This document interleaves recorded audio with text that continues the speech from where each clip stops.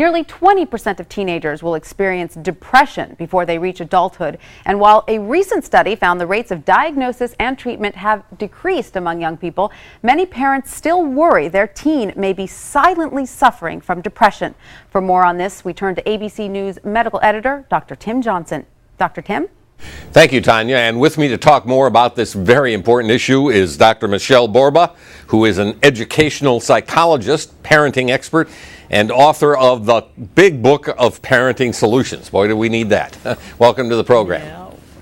Thank you. Let me pick up on something that Tanya just said, which is, even though we all know it's a serious problem, some studies suggest the incidence or the diagnosis of this problem in teens is going down. Number one, is that true? And if so, how can that be? Number one, it is going down, and I think the number one reason is that parents are missing some of those signs, and that's just a tragedy.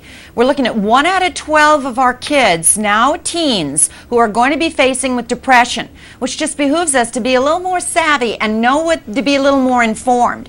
One other thing I think is really critical is to realize that teens themselves think this is a stigma, and they're very concerned about coming to us and saying, you know, Mom, I'm not feeling so good about it, maybe I'm depressed.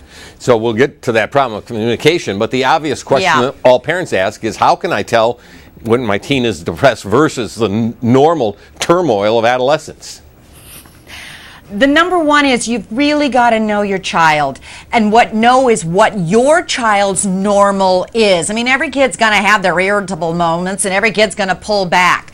But the first thing you're looking for is a pervasive change in your child that is lasting at least 2 weeks every day.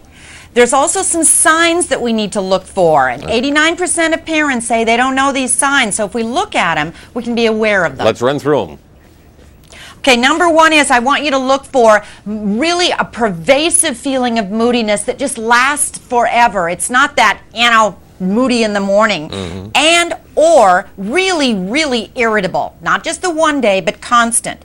This child all of a sudden starts to lose interest in those things he loves. Not just pulling back from you, the family, but he's losing interest from all of a sudden he loves the soccer, all of a sudden he's pulling back from his friends. You also can see physical change in your child.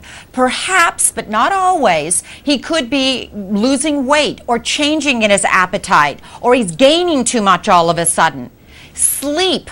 We just saw this one this week, that sleep impacts our kids tremendously. But if he's sleeping too much, or all the time, or not enough, and he's always complaining he can't sleep at night, one that always misses parents is that kids sometimes have a problem focusing or concentrating, or all those notes wanting to go to the nurse, the headaches, the feeling not so good, or that sense of worthlessness, I'm just no good, or always being guilty.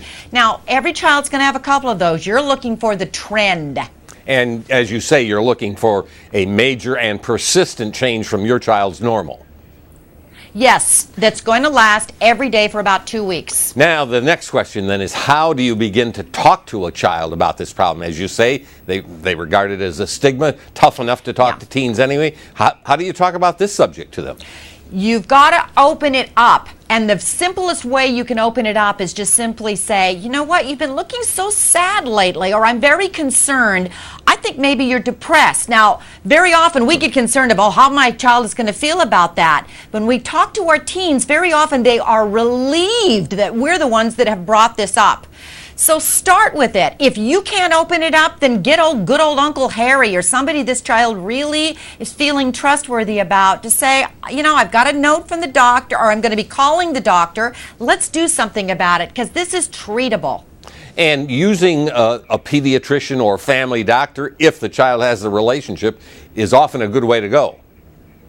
Not only is it a good way to go, the government just came out with mandatory questionnaires that each one of those doctors now has, so that you can actually tell your teen, let's go to the doctor. He'll give you a questionnaire, and you can start checking to see if any of these signs are depression. always call the doctor. That's your first sign. We've even got so many new treatment options. Just last week, another one came out from the FDA as another good treatment option. So don't let this go. And with the short time we have remaining, I want to raise briefly the controversial question of using medications, antidepressant medications, in kids and adolescents. This is one of those that you have to really go to the doctor and find out. Now look, the FDA has come across and said there are clearly some of these medications that are workable, but let's be on top of it, stay with your child, and know that talk therapy is also another option with that medication. And you bring up the talk therapy part again, tough to do with teens, tough to find a person that they're willing to talk to or relate to. How do you go about finding the right person?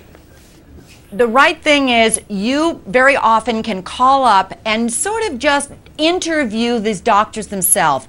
Ideally, very often, same gender helps a teen, somebody who can relate to that teen, somebody who has adolescent background, for heaven's sakes, so they know how to open up a dialogue and communicate with your child. Because above all, that's what's going to be critical. But don't wait. This is too serious a matter. Your instinct as a parent is so darn always on the mark and right. So we've waited too long. Michelle, good information, good passion for the subject. Thank you for joining us. You're welcome.